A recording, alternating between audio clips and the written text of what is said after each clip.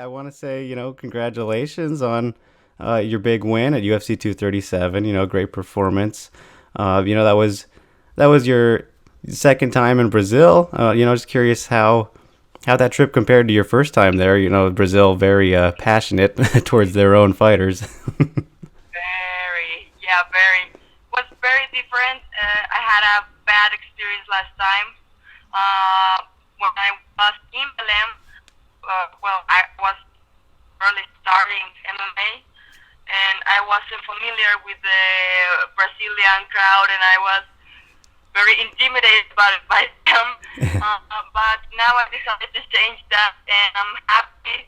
I felt a lot of support also from the Brazilians, but I'm glad I had the submission. I'm glad I have the win. So yeah, it's very different than last time. Yeah, yeah, of course. And I mean, the UFC is a bigger stage, anyways, right? Than the first time you were there. Yeah, sure, sure. Yeah.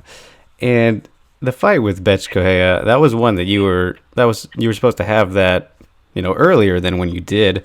So, you're probably feeling pretty happy, finally get that one out of the way, right? Yeah, sure. It was. I was supposed to fight her two two events before. So in Los Angeles, and then an event before that. So that was an opening that I had in my mind for a very long time, and I'm happy that we finally made that happen. And well, yeah, I now I can erase that name from my book and move on. Yeah, exactly. And I think that you said it in your post-fight interview too, but are you kind of happier to have ended up getting the win by submission? Because, it kind of reminds people that you can indeed, finish people anywhere the fight goes, even though your fights, generally play out on the feet in the striking. Yeah, sure. I'm glad that I could show that I am more complete athlete now. I have two right naked chokes before in Invicta, and I'm glad that I could finally get a finish in UFC, and a submission in Brazil. I think is awesome. Hmm. So I'm glad that now I'm in the finish column now. Yeah, of course. Always a good thing.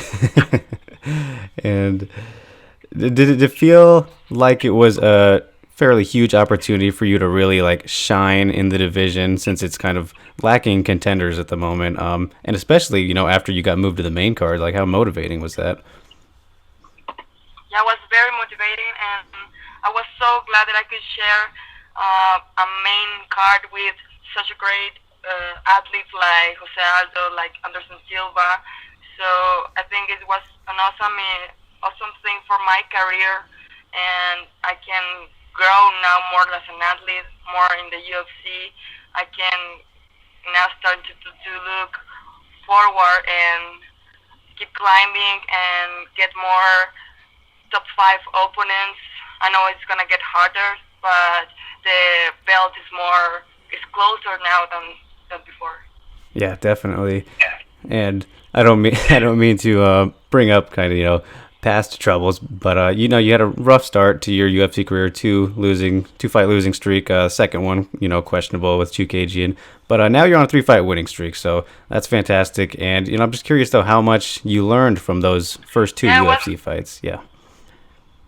yeah, it was hard. It was a hard start in the UFC. It wasn't the debut that I had on my mind, definitely. But I'm glad that I gave good fights, even if I lost. That was Leslie Smith's fight was a great fight. I think people loved that fight, and was fight of the night. So I'm glad that I could perform well. And my next fight with Keegan, I think I won that fight, but anyway, it was a close fight. So Hmm. yeah, that things can happen in MMA. So I know that I'm aware of that, and there was a hard thing for me. Obviously, I was sad, and but I couldn't let that limited me and make me sad all the time. So I say no, I need to change this, and I think I need to go back to the gym and train harder and change this in my career. So that's what I did. I trained harder. I changed my mind, and I started thinking more positive, and so here we are, and I'm glad that I could finally get into the win column. Yeah, yeah, of course. And sometimes I feel like the losses can kind of be bigger boosts than the wins because they kind of force you to do that learning, like you were saying. So in hindsight, do you think it was kind of a good thing that it played out this way? Yeah, sure. I think things happen for a reason. I didn't have that much experience when I got to into the UFC. My previous fights were like I finished them in seconds or in minutes, so I didn't have that experience in the cage until I got into the UFC. So I think I learned a lot of that losses, and I'm learning a lot of these fights. So if it's decision, if it's a submission, if it's a knockout, I think everything is going in a good way now. Yeah, definitely. And it's showing off in the cage. um, and you know, you're turning right around here to fight again already. Pretty fairly quick turnaround, I suppose you could say. Was it your plan to get another fight so quickly after the recent win, or just how did it all come together with this next one? Yeah, sure. I think I received the fight offer the same day I got into Mexico after my flight Oh from wow. Brazil, and I got a message for McMinard. Hey, what do you think about July 20 with Raquel Pennington? And I was, oh my God, let me talk to my coaches and my doctors. And I talked to them in an hour. I was giving him an answer. So I think no, I need to take this fight. I need to take this opportunity. I'm good. I'm healthy. I don't have any restrictions, any medical restrictions. So I need to take this fight, and I'm glad the UFC came with that offer. And I think this is gonna be great for my career. And Raquel is a great opponent. She's in the top five, and well, I think this is gonna be a great fight. Yeah, yeah, definitely agree. And I can kind of hear the excitement in your voice there, but I think it's safe to say that you know I that am. I am. this will Well, be. this is my job, and I think I'm here to fight. So why do I need to get into the couch for a long time? We are here to fight. My body is good, so I think we can do this. Yeah, yeah.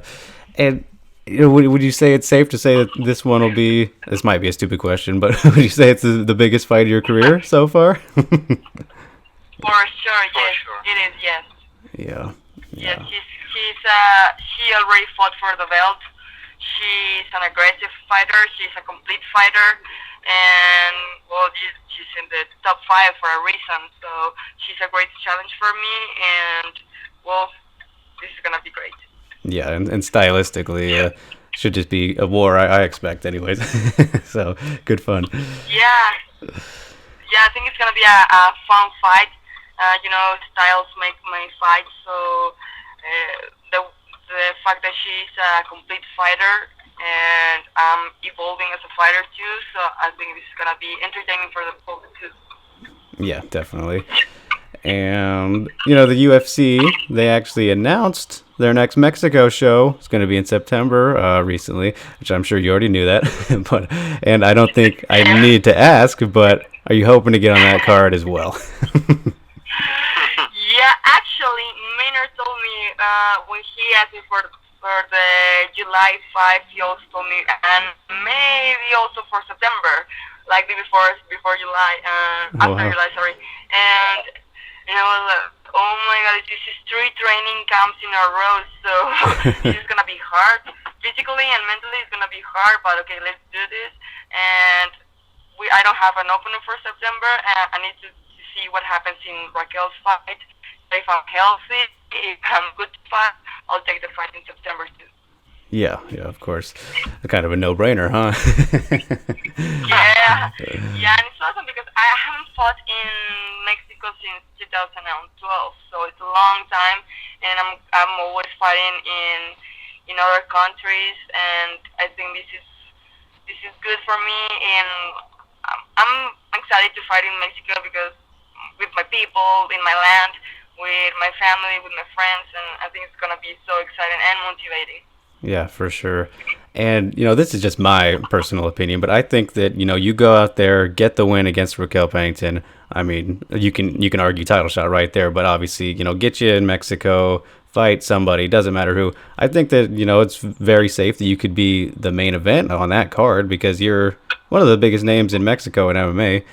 So just like how huge would that be for you if you did end up main eventing that show, let alone being on it?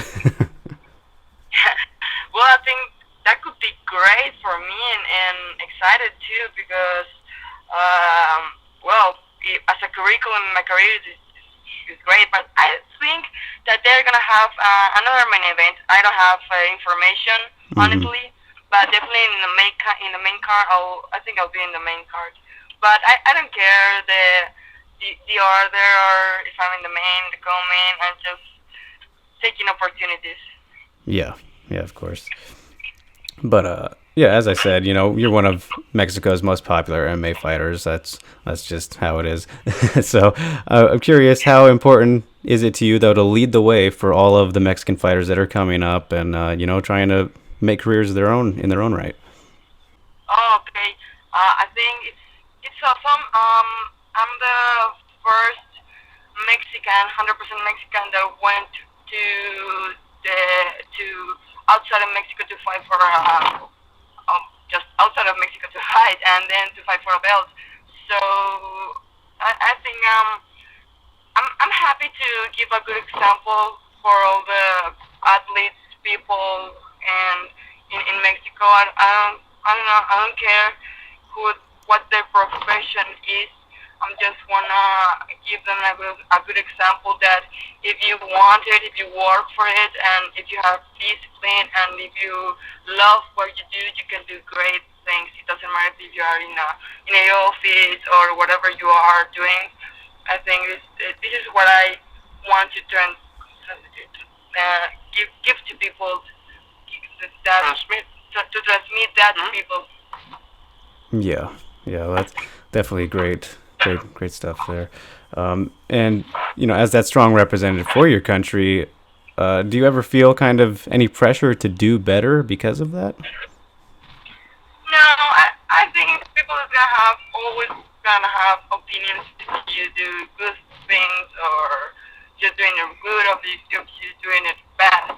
I don't feel pressure. I just the only pressure I feel is to do good in the octagon is to to show good my technique, all what I learned, all what I work in the gym.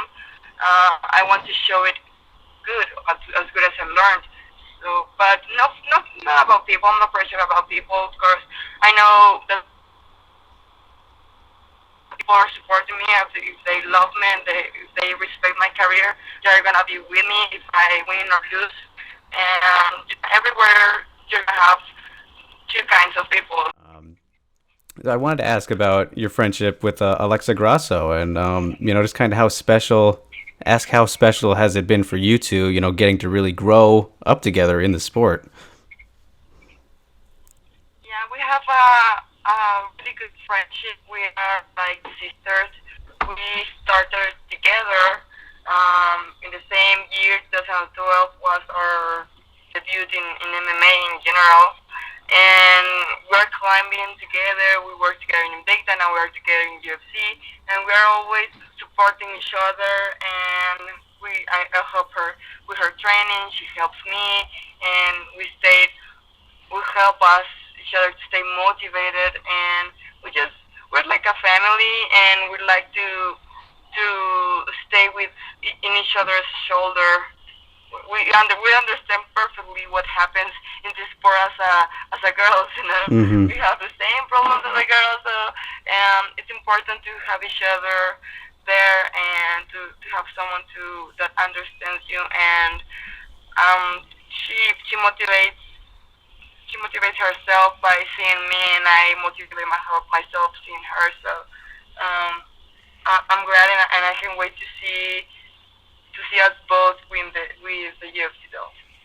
Yeah, yeah. I think it's always good to have be able to share those experiences with someone else. So that's a very cool thing I think that you guys have there. So yeah. Sure. And all right, last thing I'll leave you with here, Irene. I'm curious. I want to know for you which one of your wins has been the most satisfying so far. Ooh. Um. Wow. Tough one. I think I think last one. Yeah. I think it's the biggest. And also for the Lovas fight, I was awesome. I think I'm very proud of that fight because it was a back and forth fight and was very exciting. Exciting. It was. I think he's one of the best strikers that I have ever fought. And it was a very intense fight. So I think I can give you bets and Pudilovas as an answer. Yeah, that. Oh man, just just to talk about that one for a little bit. I mean, Yeah, oh, but Beth was a little disrespectful over her weight. oh So yeah, yeah. I think finishing her with 10 pounds over was very satisfying. Yeah, yeah, very true. Totally understandable. Man, that Pudilova one though. I'm not just saying this because I'm talking to you, but that was honestly my fight of the year for 2018. That was so amazing. And just to give you one final question here, but do you like having? I mean, of course, it's good to have those dominant victories and go out there and get a finish in like 2 minutes after just dominating someone. But like those crazy fight of the year contender fights, how satisfying are those to have too? Like you were saying. But it's awesome to have that type of opponent, someone that gives their 100%, someone that has a style that matches your style, and that's gonna it makes a great chemistry to make a good fight for fans, and it's so satisfying to see people enjoy your fight and wanted to watch your fight again, and they see them stand up and clapping and screaming and supporting and excited about that fight. It's awesome. I don't mind get hit, and I don't mind if the fight goes 3 rounds. But if the fight is award for the whole 3 rounds, it's awesome. It's so exciting. Yeah, especially when you come out winning as well. Yeah, sure. Sure. And in that fight, I lost my complete vision in the third round, sorry, in my right eye. It Oh, was hard, and I broke my hand in the first round.